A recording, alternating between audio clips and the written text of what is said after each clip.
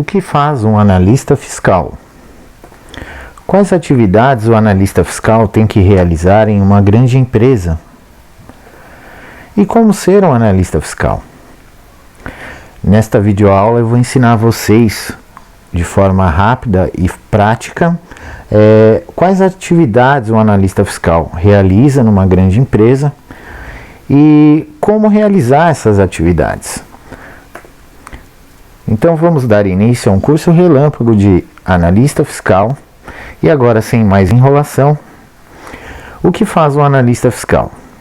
Bom, eu listei algumas das principais atividades de um analista fiscal, dentre elas a emissão e entrada de notas fiscais, sejam elas notas fiscais de serviços ou de mercadorias, né? Então, só para vocês entenderem, para você que não tem conhecimento nenhum na área e que pretende aí entrar para a área e estudar e se tornar um analista fiscal, trabalhar em uma grande empresa, né? Só para você entender, o analista fiscal ele pode trabalhar tanto no escritório de contabilidade, pequeno ou grande, ou numa Big Four, né? Como Pricewaterhouse, KPMG, Deloitte, que são as principais empresas grandes de auditoria e consultoria. O analista fiscal também pode trabalhar em empresas, indústrias ou empresas atacadistas, né, comércios ou empresas de grande porte, seja de serviços ou de mercadorias, e trabalhar direto, CLT, né, registrado na empresa. Geralmente empresas multinacionais de grande porte têm bons salários, ganham mais do que aquele analista fiscal que trabalha no escritório contábil. E também o analista fiscal que trabalha no escritório contábil, muitas vezes ele tem muitas atividades, ele acaba tendo mais trabalho, ou melhor, ele acaba trabalhando para várias empresas, né, vários clientes, e isso acaba dificultando muitas vezes o trabalho dele. Porém, é um ótimo laboratório para você aprender, para depois partir para uma grande empresa, uma empresa multinacional. O analista fiscal também pode trabalhar no paralegal, no societário, né? Ou trabalhar em consultoria com implantação de sistemas como o SAP, que é o sistema mais utilizado pelas grandes empresas, não só no Brasil, mas no mundo inteiro. Bom, mas agora voltando ao foco aqui do que faz um analista fiscal, eu listei algumas atividades, as principais, né, de um analista fiscal. Então, basicamente, ele vai dar entrada nas notas fiscais no sistema da empresa. Da entrada significa escriturar, né? Escriturar é você lançar os valores da nota fiscal, os itens da nota fiscal, ou o serviço, né? Se for um serviço prestado, né? E a emissão da nota fiscal é o faturamento, né? Você, quando vende uma mercadoria ou quando presta um serviço, você precisa emitir nota fiscal para poder prestar contas para o governo, né? Então, dentro de um mês, você tem as notas que entraram, as compras e os serviços tomados, e você tem as notas emitidas das vendas ou dos serviços prestados. Com base nisso, em toda a movimentação do mês, você vai fazer a conferência das movimentações, tá? Aqui o segundo ponto, as conferências das movimentações, né?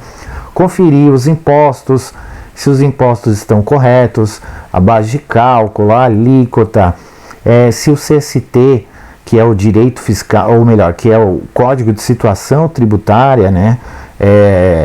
Qual é a situação de tributação da mercadoria, você tem que avaliar também. Então, o analista fiscal ele precisa saber o que é um CST, um CFLP, se está correto. O terceiro ponto aí que eu indiquei nessa lista é a apuração dos impostos, né? Feita toda a conferência das movimentações, o analista fiscal ele realiza a apuração dos impostos.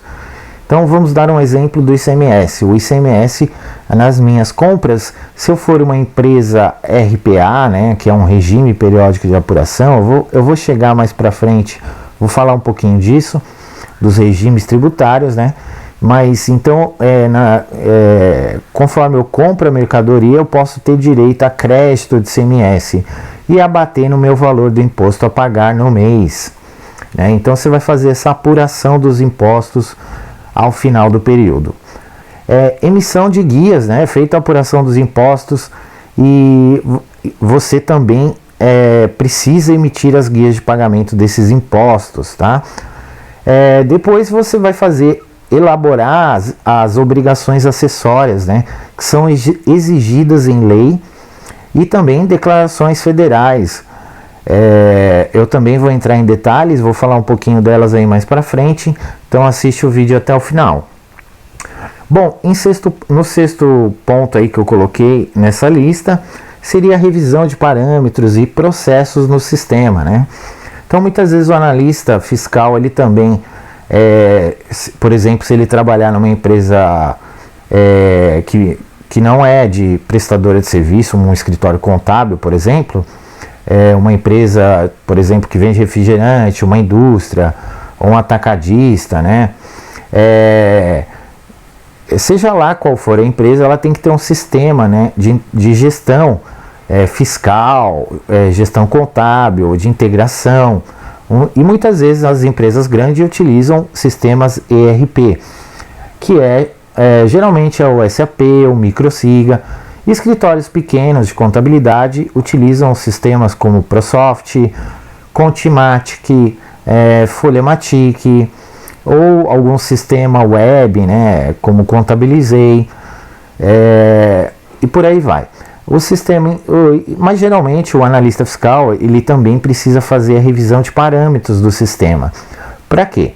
Para determinar quais são os impostos que serão calculados dentro do sistema e como ele vai ser calculado, né, para determinados clientes ou para determinadas operações.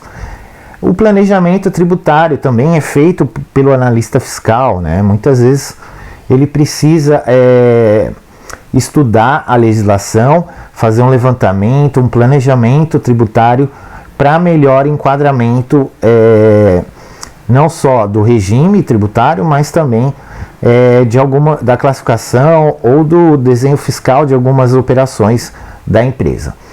O oitavo ponto é o reporte aos gestores, né, o coordenador fiscal, ou o gerente contábil fiscal, ou o supervisor fiscal, ou se você for um analista júnior, por exemplo, né, um analista fiscal júnior, você pode ter que responder para um analista sênior.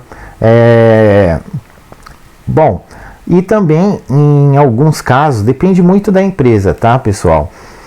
Vocês também, o analista fiscal, ele pode realizar serviços de contabilização, conciliação contábil entre o contábil e o fiscal, a própria conciliação contábil, o atendimento à auditoria, fiscalização, serviços societários, entre outras atividades.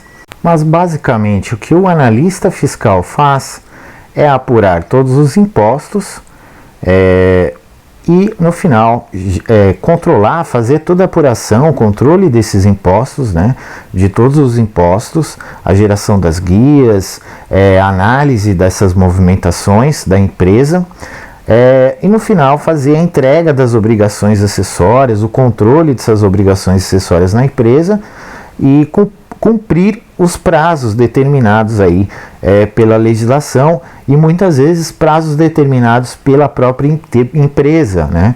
Muitas vezes a empresa determina ali prazos que antecedem ao prazo da legislação, do vencimento do imposto, por exemplo, né? Justamente para dar tempo de efetuar o pagamento desses impostos. Então, basicamente, o analista fiscal, ele é responsável ali pela apuração de todos os impostos, da geração de guias, né, da correta entrada e saída de notas fiscais no sistema, da parametrização dos impostos, da geração das obrigações acessórias, das declarações e apresentação ao fisco, e também em muitas hipóteses aí, atendimento à auditoria, planejamento tributário e até mesmo elaboração de cursos, né, de treinamentos internos na empresa, criação de manuais, especificações funcionais e por aí vai.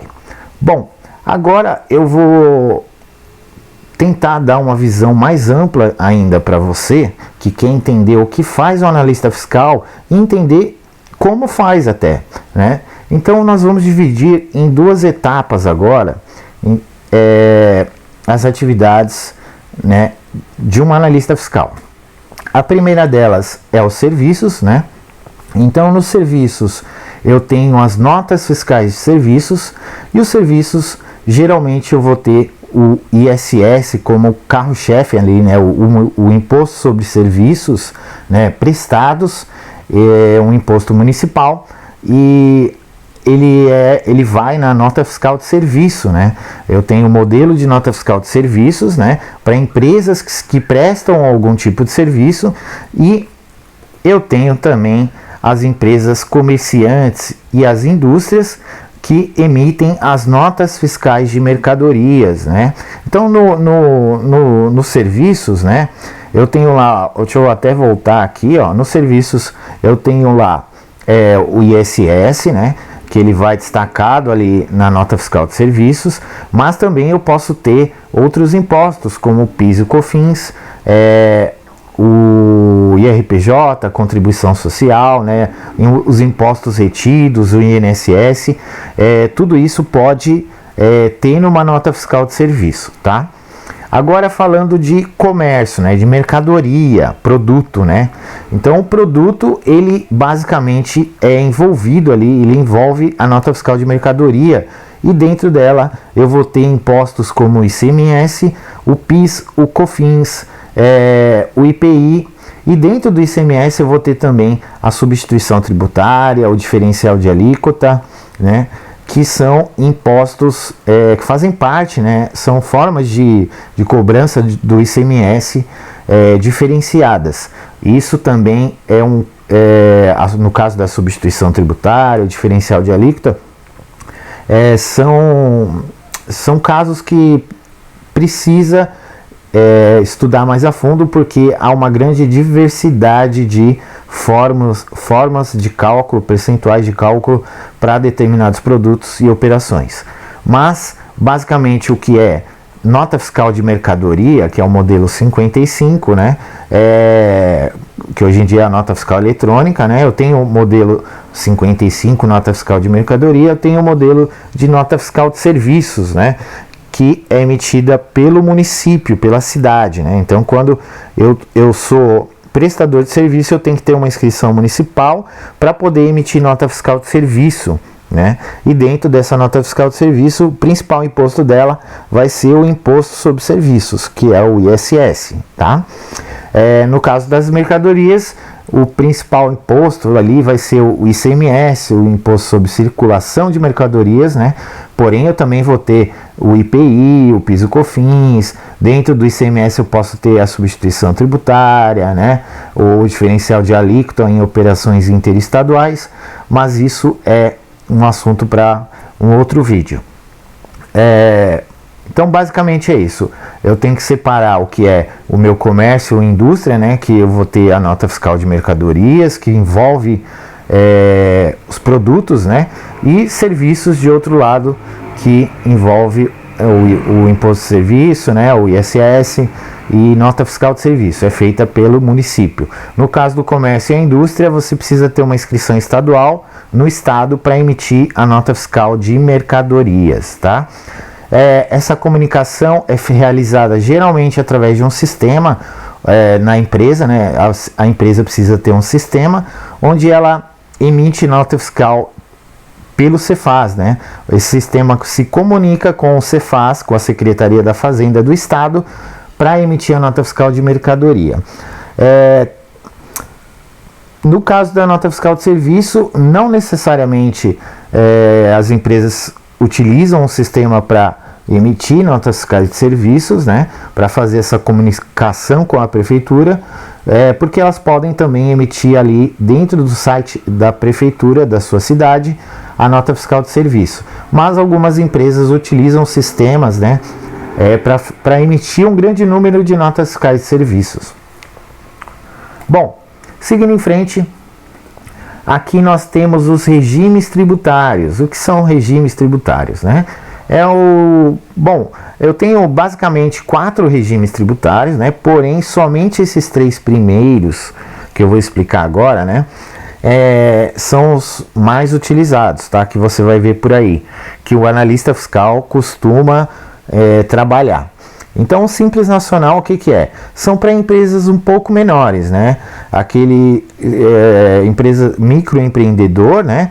Você vai ouvir bastante essas siglas, ME e EPP, que significa microempreendedor e empresa de pequeno porte, né? São, nessa modalidade, né? As empresas... só para vocês entenderem assim, então quem ganha menos, as empresas menores geralmente já entram no Simples Nacional, mas também tem o MEI, tá? O microempreendedor individual, que é menor ainda, né?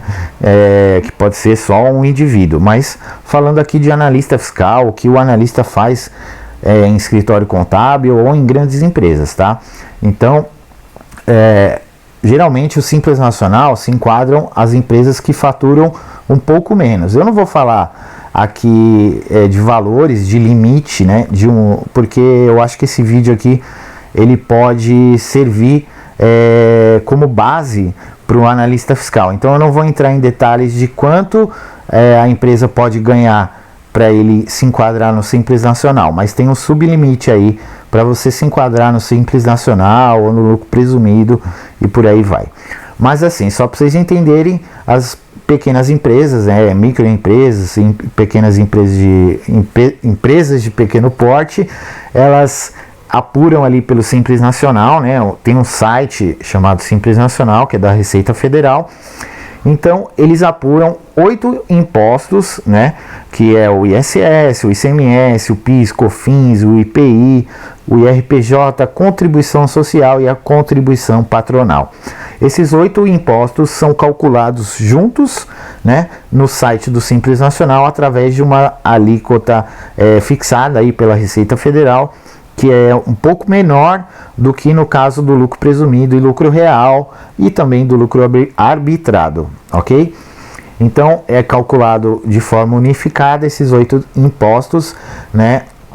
E você paga tudo dia 20 do mês seguinte, tudo numa guia só chamada DAS, né? No caso do lucro presumido, né, as empresas do lucro presumido, só para vocês entenderem antes, voltando aqui do Simples Nacional, o Simples Nacional, então, quando você faz lá as suas vendas, né, vamos supor que você é um comerciante, então você fez suas vendas na sua empresa, você é do Simples Nacional, comprou mercadoria no mês também, então no caso do Simples Nacional você não tem direito ao crédito quando você compra mercadoria, tá? E você geralmente ali também não destaca o ICMS, o PIS, COFINS, nem na nota fiscal de mercadoria, nem na nota fiscal de serviço, porque ele é apurado de forma unificada no site do Simples Nacional, tem alíquotas diferenciadas para cada imposto, tá? Então, feito a apuração ali do Simples no mês, você vai pagar uma guia só no dia 20 do mês seguinte, e a obrigação acessória que você é obrigado a informar para o governo é a própria geração da declaração lá no site do Simples Nacional, que é chamado PGDAS, né? Pelo acesso lá do site, chama PGDAS. E você também tem uma obrigação anual, mas eu vou falar um pouquinho disso depois. No caso do lucro presumido, você não apura 8 impostos juntos, você apura separadamente, tá? Esses impostos. E você tem uma tabela presumida, que antes de calcular os impostos, com base nas alíquotas de cada imposto, você tem uma tabelinha do lucro presumido, né? Que geralmente é utilizada ali na sua grande maioria, 32% para prestadores de serviços e 8% para comércio, né? Atividades que envolvem produtos, né? Mercadorias, atividades comerciais. Então é calculado, apurado cada imposto separadamente e recolhido uma guia de cada imposto. Por exemplo, o PIS e COFINS, uma guia para o ICMS, né? Se a empresa for uma indústria, né, pode ter o IPI também e por aí vai. Agora o lucro real também segue a mesma lógica, né? Ele apura os impostos separadamente, não é unificado como o Simples Nacional. Então também tem um sublimite aí depois, para quem aquelas grandes empresas geralmente apuram pelo lucro real. Então, por exemplo, você pegar uma Coca-Cola, uma PepsiCo, uma Bayer, uma Samsung, várias empresas gigantes, né, do mercado utilizam, geralmente apuram pelo lucro real, né? Então, e como funciona a apuração do lucro real? O lucro real é baseado em receitas menos despesas, tá? Então você realmente apura as alíquotas dos impostos, né? Geralmente no lucro real eu vou ter uma alíquota ali de 15% para IRPJ e 9% para contribuição social. Tá? Quando a gente fala assim de regime tributário, né, quando fala, você vai ouvir falar muito disso, né, lucro presumido, lucro real, cumulativo, não cumulativo. Geralmente o cumulativo é o lucro presumido e o não cumulativo é o lucro real, tá? Quando a gente fala de regimes tributários, né, basicamente, quando se tratando do lucro presumido e do lucro real, a gente está falando do IRPJ e contribuição social, né, que são dois impostos, né, que andam sempre juntos, assim como o PIS e COFINS. Você também vai ver esses dois impostos sempre juntos, tá? Não só quando se fala aqui do regime tributário, a gente fala não só do IRPJ contribuição social, né, que é o principal aí, a forma de tributação, né, a forma de cálculo, como vai ser aplicada, né, se é pelo lucro presumido ou se é pelo lucro real, mas também interfere no PIS e COFINS, nos créditos do PIS e COFINS, né? Mas isso também é um assunto aí mais detalhado, né? Você precisa observar também o produto, né, o regime tributário e outras questões para você saber classificar se um produto é tributado, se tem direito a crédito ou não. O lucro arbitrado, eu não vou entrar em muitos detalhes porque são casos especiais, né, administrado pelo fisco, como por exemplo, se uma empresa era do lucro real, ela está passando por lucro presumido e não avisou a Receita, né, não informou elas, ou se ela está com algum processo judicial, fiscal, né, alguma pendência, e ela precisa apurar, e a própria Receita Federal, né, o fisco, vai estabelecer uma alíquota no lucro arbitrado, que pode ser uma alíquota definida por eles mesmos, tá? Bom, seguindo em frente, então, agora eu vou falar dos impostos e contribuições. Primeiro deles, o ISS, né? Como eu disse antes aí, o ISS, ele é o imposto sobre serviços, né? Só é cobrado para serviços. E eu tenho lá a nota fiscal de serviços, né, que é para ele, mas eu também posso ter ISS numa nota fiscal conjugada, por exemplo, né, que é uma nota de mercadoria e serviço, uma empresa que tem os dois tipos de tipo de serviço, né, ela também vende, ela, por exemplo, vende uma máquina que ela vai lá e faz a manutenção dela, então ela pode emitir uma nota conjugada, que é uma nota do Estado, né, da Secretaria Estadual, você precisa ter inscrição estadual, mas você pode também colocar serviços nela, né? Mas geralmente o que você vai ver por aí é uma empresa, mesmo que ela tenha dois tipos de negócios, né, que ela tenha venda de produto, mas também presta serviço, você vai ver geralmente ela emitindo uma nota de serviço, ou emitindo só uma nota de mercadoria. Porém, o que é de serviço é serviço, o que é de venda de mercadoria vai ser na nota de mercadoria, tá? Então o ISS pode ser um imposto cobrado ali, geralmente em regra básica, né? O ISS é um imposto sobre o serviço prestado, né? Mas eu também posso ter a retenção, né, no serviço tomado, onde quem paga o imposto é quem contratou o serviço. E isso acontece em alguns serviços, né? Você pode observar a Lei Complementar 116 de 2003, que é a lei mãe do ISS na legislação brasileira, e lá no seu artigo 3º, artigo 6º, está falando um pouco aí dos serviços tomados e quem está sujeito ao pagamento dos serviços tomados, tá? E quais são esses serviços? E as alíquotas do ISS variam de 2% a 5%, tá? E o vencimento geralmente é no dia 10, porém vai depender da legislação municipal. Cada cidade vai definir qual é o prazo do ISS, tá? Qual é o prazo do imposto que você tem que pagar.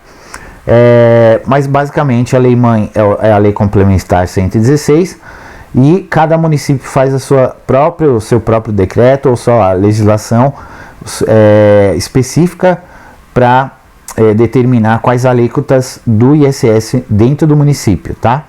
Porém, existe também, né, o Código de Serviço, tá? Cada serviço vai ter um Código de Serviço na Lei Complementar 116. E em algumas cidades, alguns municípios, algumas prefeituras estabelecem como regra, utilizam o código da lei mãe, da Lei Complementar 116, o Código de Serviço deles. Porém, podem existir cidades e municípios que utilizam um código próprio, um código interno, tá? Para classificar qual o tipo de serviço prestado e qual a alíquota dele. Bom, agora ICMS, né? O ICMS é o imposto sobre as mercadorias, como eu disse antes, né? Emitido lá na nota fiscal de mercadoria. Ele é devido quando a mercadoria sai do estabelecimento, tá? O ICMS também é cobrado sobre os serviços de telecomunicações, como por exemplo telefone, né? No serviço de frete, de logísticas, também é cobrado o ICMS, tá? E energia elétrica também incide o ICMS. Então, a gente fala que ICMS é só mercadoria, mas ele também abrange esses 3 serviços, tá? Inclusive o de água. O de água também tem a cobrança do ICMS, ok? O ICMS, ele é diferente do ISS, né? Eu não vou ter o crédito do ISS, tá? O ISS, quando eu pago ele ali na minha prestação de serviço, eu já estou pagando e morreu o assunto, tá? Agora no ICMS, quando eu compro uma mercadoria, se eu sou, exceto no Simples Nacional, que eu não tenho direito a crédito, mas quando eu sou lucro presumido e lucro real, se eu compro uma mercadoria, eu tenho direito a crédito dessa mercadoria, do imposto, tá? Então, e quando eu vendo a mercadoria, eu tenho que pagar o imposto. E no final eu faço a apuração do ICMS, que é o débito menos o crédito, ou o crédito menos o débito, que eu vou chegar num valor. Se eu tive mais compras, né, mais valor de crédito, ou se eu tive mais vendas, mais valor de débito, mais valor a pagar. E o ICMS, ele tem a alíquota para cada produto e para cada tipo de operação. Então, eu posso ter operações para um estado que é uma alíquota, e eu posso ter uma operação para outro estado que é outra alíquota. Eu posso ter uma operação que é para dentro do estado, que geralmente é 18%, no caso de São Paulo, né? E dependendo do estado aí também pode ser 12%, 17%. Então você tem que verificar na legislação do estado qual é a alíquota do ICMS, tá? Aplicada para o seu negócio, para os seus produtos. O produto também pode ter redução de base, né, que o valor da base do ICMS é calculado menor, né, a base do ICMS, e com isso o valor do imposto também vai ser menor, né? Também dentro do ICMS, né, voltando aqui, só para não ficar muito extenso o vídeo também, né, eu vou ter o ICMS próprio, tá? Que é aquele ICMS normal, que ele é cobrado ali nas operações próprias. Você vai ouvir falar muito disso se você está querendo se especializar na área, né? O ICMS substituição tributária, né? que nada mais é que um recolhimento antecipado, né, que o industrial, o fabricante, recolhe antes de vender, né? Então ele já recolheu o ICMS antecipadamente, vai vender a mercadoria, vai destacar a substituição tributária na nota fiscal também. E tem o campo do ICMS, tem o campo da substituição tributária. Nos próximos vídeos aí eu vou falar um pouco desses campos, vou te ensinar como funciona. Eu também tenho o diferencial de alíquota, né, em operações interestaduais. O diferencial de alíquota ele pode ser cobrado quando eu compro uma mercadoria de fora do estado, para aplicar no meu ativo imobilizado ou no meu uso e consumo. O que é o ativo, né? O ativo é quando eu compro uma mesa para o meu escritório, quando eu compro uma máquina para fabricar um produto, né, um computador, isso é um ativo. Quando eu compro um uso e consumo, né, o material que eu vou consumir, um produto de limpeza, por exemplo, né, eu também posso ter um diferencial de alíquotas do ICMS nessa operação e ser obrigado a recolher o ICMS aqui na entrada da mercadoria. E tem quando eu vendo também para fora do estado, para um consumidor final, eu também posso ter o diferencial de alíquota que está previsto na Emenda Constitucional 87, tá? As alíquotas do ICMS vão variar aí, como eu disse, também pelo regime tributário da empresa, né, do KNAI, da atividade da empresa, tá? O estado de origem e destino vai determinar qual é a alíquota. O tipo de produto você vai ver pelo NCM, tá? O NCM é um código, eu vou falar disso mais para frente. A classificação do produto, que é o CFOP, também vou falar disso mais para frente. E geralmente as alíquotas do ICMS são de 4%, 7%, 12% e 18%. O vencimento do ICMS vai depender muito do estado, tá? Você tem que verificar também no seu estado, na sua atividade. Ele pode ter uma alíquota diferenciada aí, que você precisa ver na sua atividade, né? Pelo CPR, dentro da sua atividade, pela legislação estadual no Cefaz aí do seu estado, ok? Bom, seguindo em frente, eu também tenho o IPI, que ele é um imposto que é devido pelo fabricante ou equiparado à indústria, né? Ou ainda o importador de mercadoria.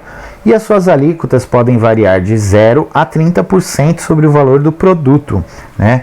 Para isso a gente tem a TIP, que é uma tabela do IPI, né? Onde você pode consultar o NCM do produto, né? E também as alíquotas desses produtos.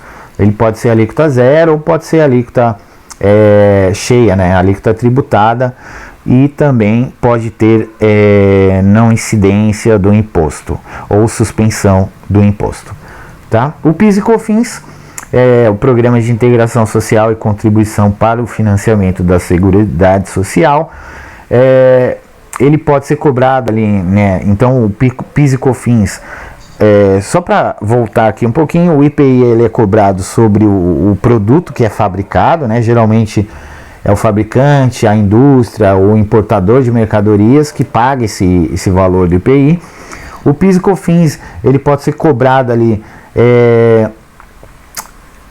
sobre o faturamento das vendas de mercadorias, sobre o faturamento das prestações de serviços e também sobre demais receitas, como por exemplo aplicações financeiras, investimentos e outros casos que podem também ocorrer a aplicação do PIS e COFINS.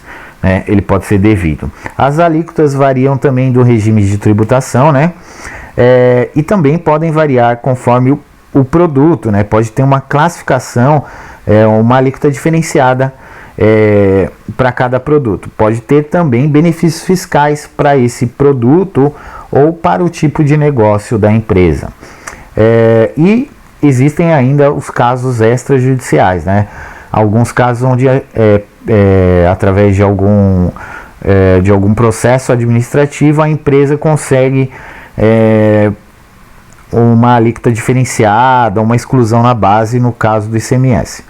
Mas isso também é um assunto bem detalhado, bem complexo para entender agora, e eu estou tentando dar uma visão geral aqui para vocês depois se aprofundarem em cada um desses assuntos, tá? Porque a área fiscal é muito abrangente, muito grande, muito complexa e não vai ser em uma só aula que você vai aprender tudo, mas pelo menos uma visão geral básica aqui para você já ter o pontapé inicial, para você já começar a trabalhar na área, quem sabe você já está tendo aqui, tá? Só que você vai precisar se aprofundar bem mais nesses assuntos, tá? Para entender mais a fundo e poder dominar e se tornando aí um analista fiscal promissor na sua área, né?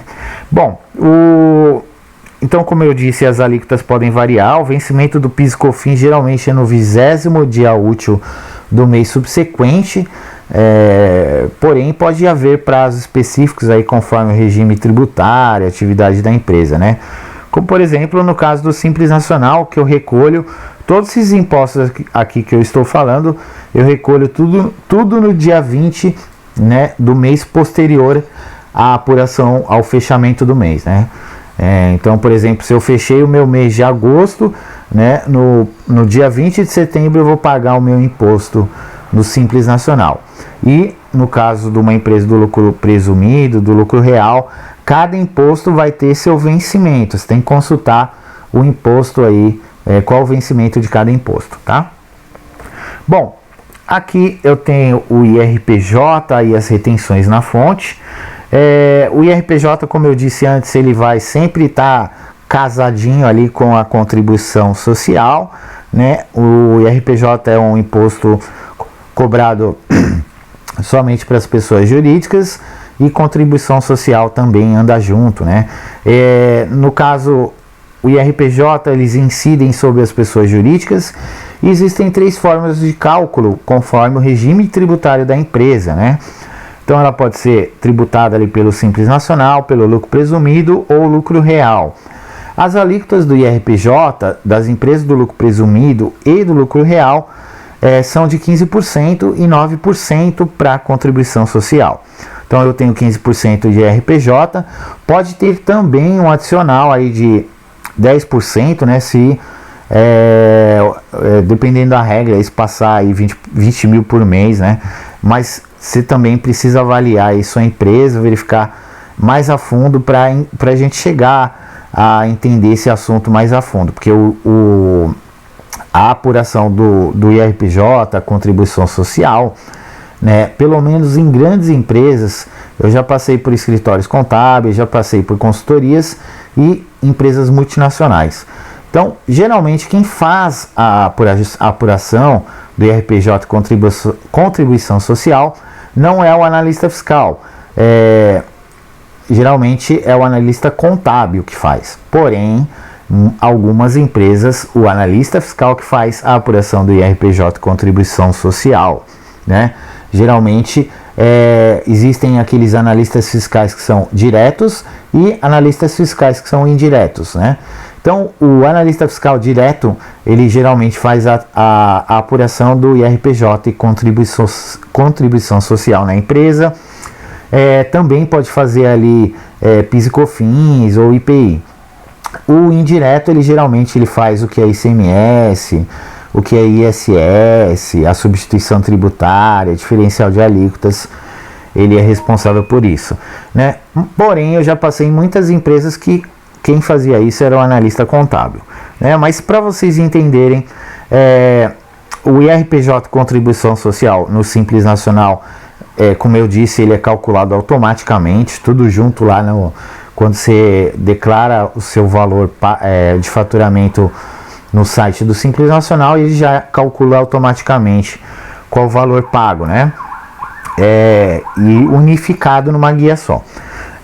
No caso das empresas do lucro presumido e lucro real, é claro que são calculados aí separadamente, né? O lucro presumido é calculado de uma forma e o lucro real é calculado de outra forma. O vencimento desses impostos também pode variar aí conforme a atividade da empresa, o regime da empresa, e qual é a forma que ele apura, né? Pode ser mensal, pode ser trimestral ou anual, ou ainda pode ser apurado por evento, né? Em alguns casos específicos, o cálculo do IRPJ, né? A apuração pode ser por evento. Mas não é muito comum, tá? Geralmente as empresas apuram trimestralmente o IRPJ, fazem mensalmente e pagam o imposto trimestralmente, né? A cada 3 meses vai lá e gera a guia do imposto a pagar e depois as obrigações.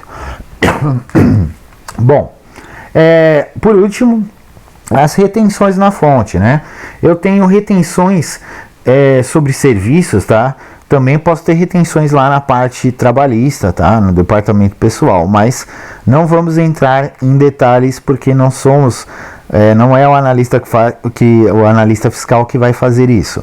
Mas nos casos da retenção na fonte, eu vou ter lá, quando eu tomo um serviço, né? Eu vou ter que olhar na legislação, na lei 10.833, geralmente lá eu tenho quais os serviços sujeitos à retenção.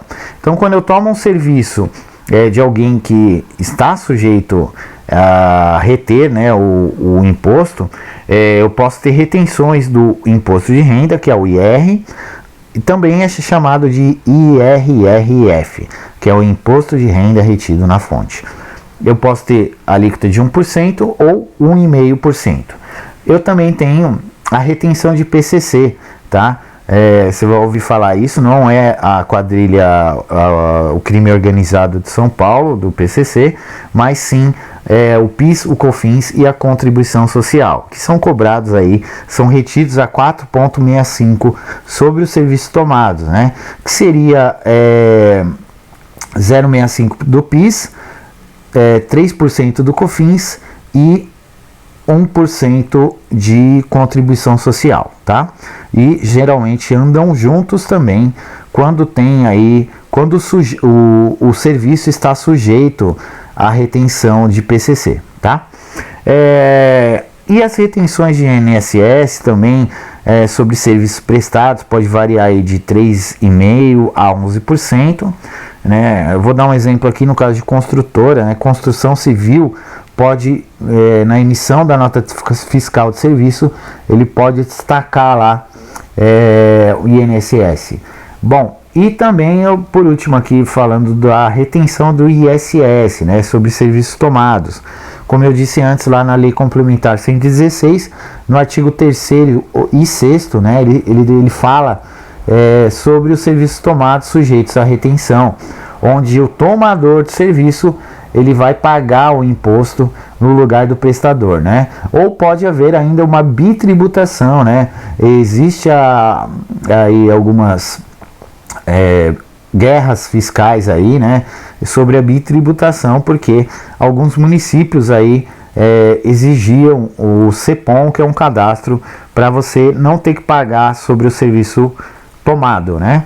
Porém, muitos municípios, né, perderam na justiça, né, essa opção de obrigar o contribuinte que é de fora do município, né, a criar esse cadastro no CEPOM para não recolher, né, para ficar isento do recolhimento do ISS retido. Mas assim, isso também você precisa avaliar quando você for trabalhar numa empresa que você tem um prestador de um município que você vai ter que avaliar lá na prefeitura do município quais são os serviços e as regras de tributação do município prestador e tomador, né? Porque pode ser dentro do município, como pode ser fora do município. Então, você tem que observar a legislação municipal, o que ela fala do assunto, para você não errar na nota fiscal ou na escrituração no sistema, ok? Então, basicamente é isso.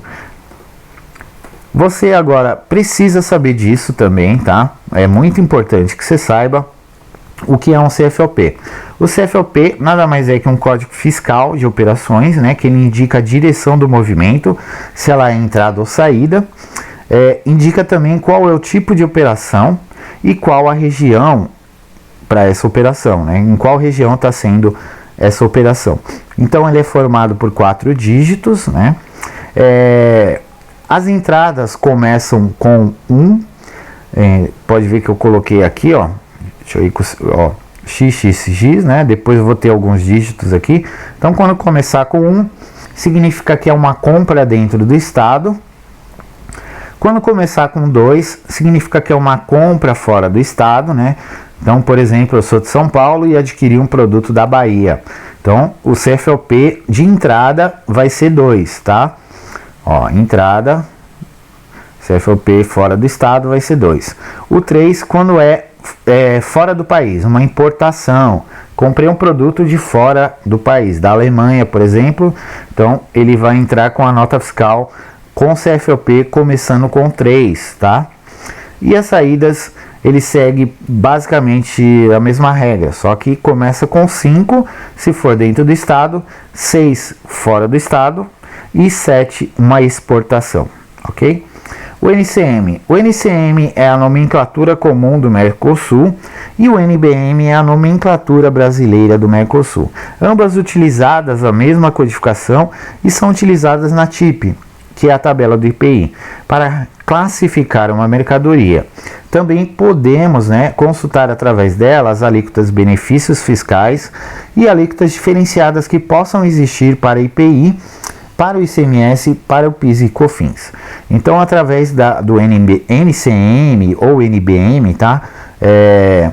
Você vai determinar, você vai conseguir visualizar, consultar qual é a alíquota do imposto para aquele produto, tá? Então, a classificação do produto, ela é chamada de NCM ou NBM. E ele vai indicar ali, através de 8 dígitos, né, que é formado esse código, ele vai determinar qual é a classificação do produto, né? O CST, ele é um código de situação tributária, também tem a ver com os tributos, se ele é isento, se ele é suspenso, ou se ele é não tributado, ou se ele é alíquota cheia, né? Ou melhor, base de cálculo cheia, se ele é cobrado integralmente, ou se ele é alíquota zero. Então, para cada imposto, no caso do ICMS, do IPI e do PIS e COFINS, eu vou ter o CST, somente para esses 3 impostos, esses 4 impostos no caso, tá? Então, para o ICMS eu tenho uma tabela de CST, que você pode consultar no site do SPED. Para o IPI eu também tenho uma tabela de CST, para o PIS e COFINS eu também tenho uma tabela de CST. Agora, para o ISS, para IRPJ e contribuição social, eu não tenho tabela de CST, tá?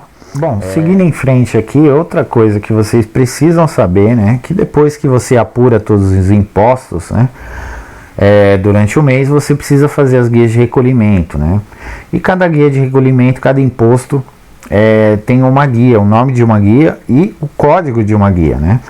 Então, por exemplo, no caso do ICMS, eu vou recolher, no caso do ICMS próprio, né, o ICMS normal recolhido nas vendas dentro do estado, né, que vão sair com o CFOP começando com 5, que eu acabei de falar aí há pouco tempo atrás.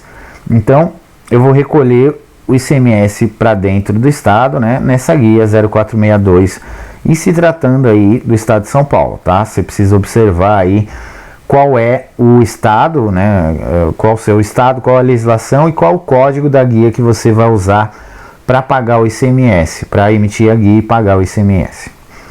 É só um exemplo isso daqui, tá? Esse é o código da guia no estado de São Paulo para o ICMS normal. Quando você tem uma operação interestadual, né, falando de ICMS mesmo, tá? Então lembra que eu falei aí que o ICMS pode ter também a substituição tributária, pode ter o diferencial de alíquota. Então, quando, por exemplo, eu tenho a possibilidade também de, por exemplo, eu sou aqui do estado de São Paulo, contribuinte de São Paulo, tenho uma empresa em São Paulo, mas eu sou fabricante e vendo para outro estado, então, geralmente eu tenho que recolher a substituição tributária ou diferencial de alíquotas, né, em alguns casos. Tudo vai depender do produto, da operação e tudo mais.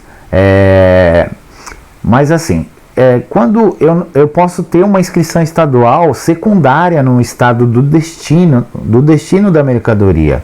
Se eu tiver uma inscrição estadual secundária lá, eu recolho através de uma guia por apuração, que é essa de cima aqui, ó, a 1000 contra 48, e vou recolher e pagar todo mês, de uma vez só. Então eu posso fazer 10 vendas durante o mês, lá para o estado da Bahia, por exemplo, que eu tenho um cliente lá.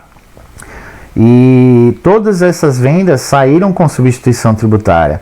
Mas se eu tenho inscrição estadual lá, eu recolho uma vez por mês só, dentro da minha apuração, ok? Eu recolho, faço um recolhimento só. Se eu não tiver inscrição estadual lá, mas o produto está sujeito à substituição tributária, eu recolho através dessa guia, desse outro código, tá? Que é por operação. Então eu vou ter que fazer uma guia para cada nota fiscal que sair para aquele estado de destino, né? Para cada venda que eu fizer, para cada nota fiscal, eu vou ter que fazer uma guia. Isso se a mercadoria estiver sujeita à substituição tributária, tá? No caso da EC 87 que eu coloquei aqui, é o diferencial de alíquota, tá? Então o diferencial de alíquota ele pode ter quando é para consumidor final e eu vendo para fora do estado, né? E a mercadoria está sujeita a EC 87, que é a emenda constitucional 87, que prevê aí o cálculo do diferencial de alíquota, né? A geração da guia para pagar esse diferencial de alíquotas na minha venda interestadual. Também é o mesmo caso aí da substituição tributária, onde eu posso ter uma inscrição estadual lá no estado de destino e apurar por mês, né? Recolher numa guia só todo mês. Ou eu tenho que recolher, se eu não tiver inscrição estadual lá, eu tenho que recolher por operação. E ainda existe o FECP. O FECP é um fundo de combate à pobreza, tá? Que ele está sempre ligado a esses dois, tá? A substituição tributária ou EC 87. Mas só existe o FECP em alguns casos, tá? Você também precisa analisar, verificar na legislação do estado de destino se a mercadoria tem FECP ou não. Aí nesse caso você tem que recolher geralmente 1% ou 2% do valor da nota fiscal. O DARF, seguindo em frente aqui, o DARF é uma outra guia, tá? Que é o recolhimento federal, né? O DARF é utilizado para recolhimento dos impostos federais, como por exemplo o IPI, o IRPJ, a contribuição social, o PIS, o COFINS, os impostos retidos, o imposto sobre importação também, entre outros impostos. Geralmente também tem vários códigos para DARF, tá? Você também vai precisar consultar e saber qual é o código que você vai utilizar, dependendo do seu regime de tributação, dependendo também qual é o imposto, né? Qual o tipo de imposto, né? A finalidade dele pode ser, por exemplo, um PIS e COFINS sobre aluguel, ou um IRPJ, um IR sobre aluguel, pode ser um IR sobre serviços, então isso pode variar. Porém, os mais comuns, né, que são utilizados, por exemplo, 1708, é o imposto retido, né, o IR sobre serviços tomados, 5952, retenções de PCC, né, que é o PIS, COFINS, contribuição social.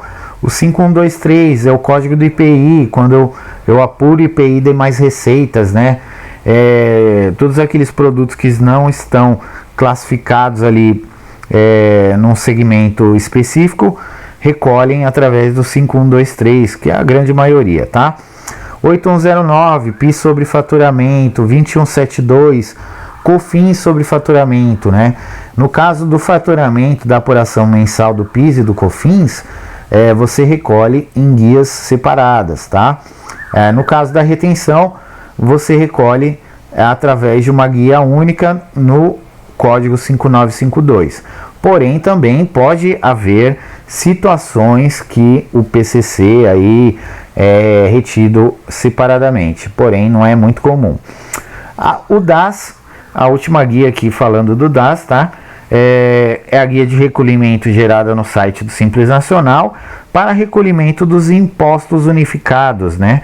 Esta guia não pode ser gerada por empresas enquadradas no lucro real ou no lucro presumido.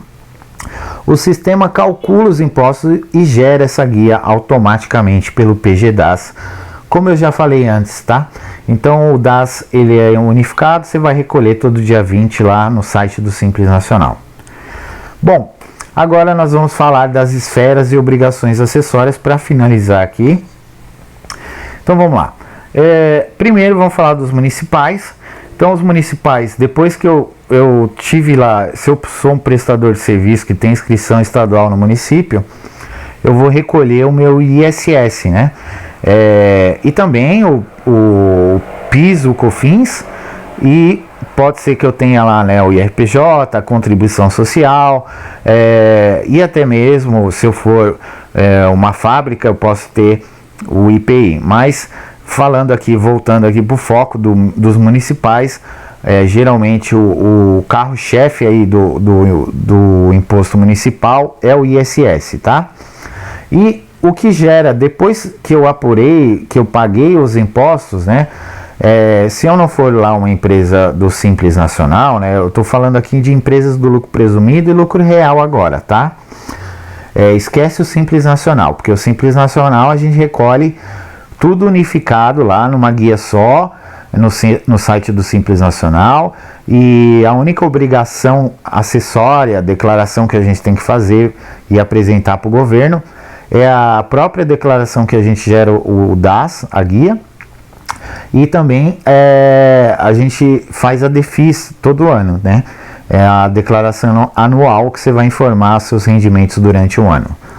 Mas vamos esquecer do Simples Nacional e focar aqui em lucro presumido e lucro real em grandes empresas, tá? Então, dentro dos impostos, se eu sou um prestador de serviço, eu vou recolher o ISS, e pode ser que eu tenha, dependendo da cidade, que eu tenha que declarar mensalmente uma ficha, né? Uma ficha de declaração das notas que você emitiu durante o mês, das notas que você tomou o serviço, né? Dos impostos retidos e do ISS que você pagou durante o mês. E no caso de alguns municípios, né? Em São Paulo, na cidade de São Paulo, você não tenha mais essa obrigação acessória, você só precisa informar, gerar uma NFTS quando você toma serviços de fora do município, né? Mas outros municípios ao redor ali de São Paulo, né? Ou até em outros estados, podem utilizar sistemas como o chamado Agis Online, que é uma plataforma, um site que você declara as informações para o município. Bom, estaduais agora. Os impostos estaduais que eu falei aí anteriormente, né? Eu tenho o ICMS, que é a base ali dos impostos estaduais. E dentro do ICMS eu tenho o diferencial de alíquotas, que é cobrado em operações interestaduais, tá? No caso de empresas do lucro presumido e lucro real, geralmente só acontece quando eu compro para o ativo ou para o uso e consumo, né? Compro de fora do estado, adquiri a mercadoria, vou recolher o diferencial de alíquota na compra de ativo e uso e consumo. E vou informar isso na minha apuração, tá? No caso do Simples Nacional, pode ter o diferencial de alíquota também, não só para o ativo e para o consumo, mas também na compra para revenda, tá? Bom, desculpa aqui. Seguindo em frente, a EC 87 também é um diferencial de alíquota, só que quando eu vendo para um consumidor final fora do estado, né?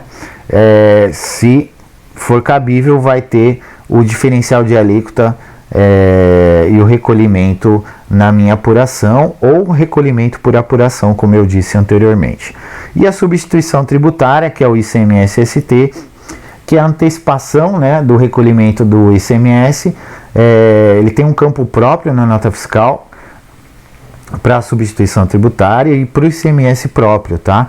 O diferencial de alíquota não tem campo próprio na nota fiscal, né? O PIS e COFINS, em algumas notas fiscais ele sai em outras não. Isso vai depender da empresa, eles podem colocar o campo e informar o valor do PIS e COFINS. O IPI também sai na nota fiscal. Agora o IRPJ e contribuição social não sai na nota fiscal, ok? Você só apura ele com base aí nos seus rendimentos, faturamento, deduções e por aí vai. Bom, as obrigações que são geradas através dos impostos estaduais, né, do ICMS, ou a substituição tributária, geralmente no estado de São Paulo, dando um exemplo, né, como base aqui em São Paulo, eu tenho a GIA, que está sendo extinta, né, e vai ser substituída pelo SPED fiscal. O SPED fiscal ele é entregue em todos os estados, né, eu tenho a obrigação de entregar o SPED fiscal informando os valores de ICMS, os valores de IPI e os valores da substituição tributária, tá? Então, dentro aqui dos impostos, dentro da obrigação SPED fiscal, eu também tenho o IPI, que é um imposto federal, ok? Porém, ele também é informado no SPED fiscal. Bom, os impostos federais, eu tenho lá o IPI, o PIS e o COFINS, que andam sempre juntos, o casalzinho, o IRPJ e a contribuição social, também outro casalzinho que andam sempre juntos, o imposto de renda retido na fonte e as contribuições retidas na fonte, né? Eu abreviei ali CSRF, né, que são contribuições retidas na fonte. Então, eu tenho o IR retido na fonte e também tenho o imposto de importação. Através, com base no cálculo desses impostos, na apuração desses impostos durante o mês ou durante o trimestre, no caso do IRPJ Contribuição Social, eu vou gerar obrigações acessórias e declarações. Basicamente, a gente tem como as principais mensais aí a EFD Contribuições, que eu informo o PIS e o COFINS, a DCTF, né, eu informo também PIS, COFINS, o IPI, demais impostos, o REINF eu também informo através de eventos, alguns impostos retidos como o INSS, as retenções, porém você precisa verificar na legislação se já está obrigado a entregar, né? Porque a gente está passando aí por diversas mudanças na REINF, DCTF Web, né? Que criaram, que é uma nova, porque a DCTF era um programa que você usava na máquina e você transmitia para o governo, para a Receita Federal. Porém, criaram agora a DCTF Web, que também vai fazer integração com o E-Social, que é uma parte trabalhista, né? Que quem faz aí geralmente é o departamento pessoal. Bom, essas são as principais obrigações acessórias. Aqui nos estaduais, eu também, se eu tiver inscrição estadual no estado de destino, né, para onde eu vendo a mercadoria, eu também tenho que informar a GST, tá? Que é uma obrigação onde eu informo operações ali de substituição tributária e diferencial de alíquota. E basicamente é tudo isso que um analista fiscal faz em empresas, sejam elas escritórios contábeis, né? No caso de escritórios contábeis, ele pode ter, na grande maioria, são escritórios contábeis, pegam muitas empresas do Simples Nacional, então acaba sendo volumoso, né? Às vezes eles têm muitos clientes que tem que entregar, vários clientes, mas acaba sendo mais rápido, né? Porque o Simples Nacional é bem mais fácil você gerar as guias, você fazer a apuração. Agora, geralmente, empresas grandes, né? Você vai ter empresas do lucro presumido ou lucro real. E você vai ter menos empresas para tomar conta, fazer tudo isso, né?